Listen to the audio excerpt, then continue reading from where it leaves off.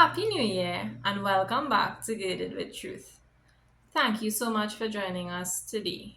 The word of the day is sacrifice. Sacrifice is a big part of life. We sacrifice for our children to have a better start to life than us. We sacrifice for our career to have accolades or just to have a better life than we have at present. We sacrifice for a lot of things throughout our lives. But none of these things God asks us to sacrifice for. As a matter of fact, in Psalm 51, verses 16 to 17, David tells us what kind of sacrifice the Lord requires. For thou desirest not sacrifice, else would I give it. Thou delightest not in burnt offering. The sacrifices of God are a broken spirit, a broken and contrite heart, O God, thou wilt not despise. So God does not require us to sacrifice things. He wants a broken spirit and a contrite heart.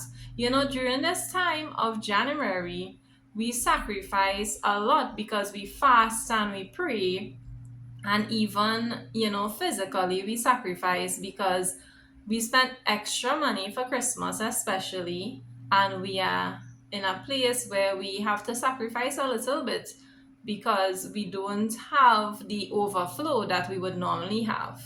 So during this time of January, we sacrifice, we fast, we pray, we call upon God. We sacrifice our meals, we sacrifice even media.